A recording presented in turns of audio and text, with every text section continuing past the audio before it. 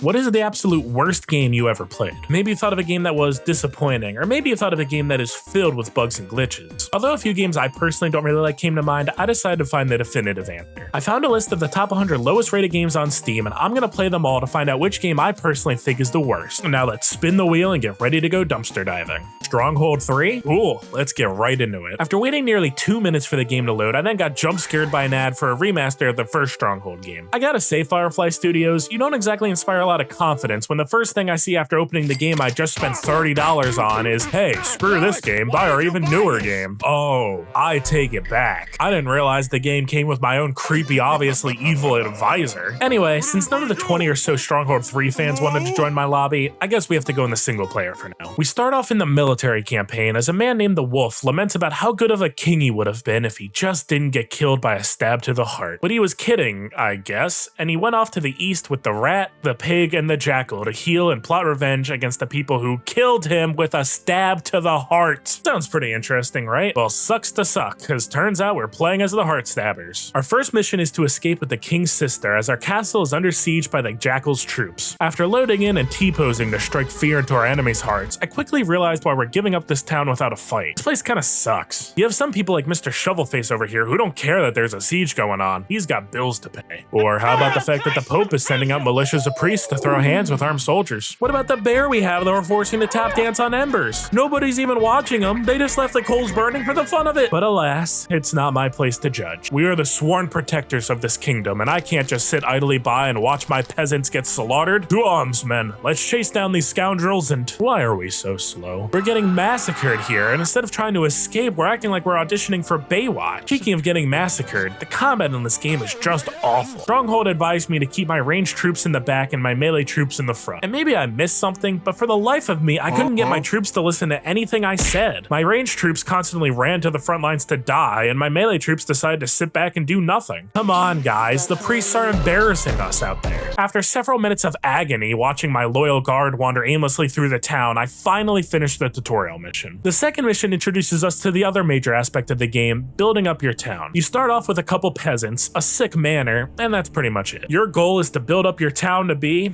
well, an actual town. We do that by building lumber yards to get wood, farms to get food, and hovels for our peasants to live in. Unlike in games like StarCraft, there's no grid system here, so you're forced to place everything by hand. Normally this isn't too big of an issue, but some buildings like the previously mentioned hovels are more effective the closer they're placed to our manor. On the missions that you can control where you place your manor, this isn't too big of a deal, but sometimes your peasants decide to set up your manor in front of the river, which means you have less room to build more hovels. And when the hovels keep changing size and shape when you're trying to be as precise as possible, it gets super annoying. While you're building up your town, you also have to keep an eye on your peasants' mood. If the overall mood is high, then peasants will flock to your town. If your overall mood is low, then your peasants will just kind of give up. Normally you can give your peasants a lot of alcohol and or God to tide them over, but since the campaign limits what you can build, I can only control mood by building more houses or giving them more food. The issue is, it's hard to grow your town and population because you're constantly losing your peasants. I can give them more housing, and that will cause their mood to go up. A higher mood leads to more peasants, which leads to less housing, which leads to a lower mood. A lower mood leads to less peasants, which means we end up with more housing, and the cycle repeats. The same idea goes for food. Since you need a certain amount of food to pass the level, giving your peasants more food means you get further away from winning. This means you have a choice when you're playing. You either have to feed your peasants more, which means you have to wait longer to win, or you have to build a ton of houses, which means dealing with the frustrating controls. At least, that would be the ideal strategy. Unfortunately for us, Stronghold 3 also includes random events that can increase, or more often decrease, your peasants' mood. So even if you don't tax your peasants at all and you give them a bountiful feast, they'll still leave to go toil on some other lord's land because it's raining. Your peasants will also be in a worse mood if they get attacked by wolves, which I may or may not have found out the hard way as I wandered around in the woods. Now, in my defense, the other primary objective here is to find my missing troops. I don't know why they decided to go into the wilds, especially when they move slow enough to make sloths jealous. Having troops move slowly isn't necessarily a bad thing because this allows more time for strategy, but that doesn't matter when my troops don't listen to me anyway. It was at this point that I was starting to lose interest in Stronghold, so I skipped ahead a bit to the economic campaign. Here, the goal is simple. We just have to make enough goods and money. These missions feel pretty much the same as the war campaign, except even more boring because there's less of a focus on combat. There are a couple of new mechanics introduced, like how you have oxes that can carry stone around and blocked off areas that you have to send peasants to clear, and you know you're moving up in the video game world when you go from fighting wolves to fighting bears. But since there's not too many threats nearby, there's also no real challenge, since the only obstacles you encounter are events that waste your time. And this game is more than happy to waste your time. In this mission, my goal is to store enough apples and cheese. That's it. However, it's difficult to do that when my town of 20 peasants apparently has rampant cases of apple blight and mad cow disease that completely eradicates my food supply. I have everything that I need to win, but instead I have to sit here and wait for the invisible timer to run out. And all the while, my peasants are currently eating exactly what I need to win. There's no skill involved here. When your only real obstacles are events that solely exist to waste your time, it becomes less a question of if I'm going to pass this mission and more when am I going to pass this mission. And that's just not fun. The last game mode was the siege mode. This lets you choose whether to attack or defend a historically massive siege against an occupied fortress. I'll be honest, this is a really cool feature to add to a game like this. It becomes a little overwhelming trying to control all these troops though. Since I have no idea how to command my troops, I ended up getting destroyed fairly quickly. I tried my hand at defending next, and I somehow got annihilated even faster than on attack. My archers can only hit their targets if they're standing right in front of them, I guess. I can understand why a lot of people love the Stronghold series, however, I just can't get into this game. Building up your town is annoying when it seems like you have to spend the entire game fighting to keep your peasants. Combat's even more tedious with how slow you walk and how suicidal your troops are. There are some cool ideas here like the siege mode, but it doesn't matter when I feel like I'm spending more time fighting the mechanics than I am my enemies. Stronghold 3 isn't the worst game I played so far, but for $30 and how much I had to fight with the game, it's definitely one of my least favorites. Anyway, I'll see you guys again next time. Peace out.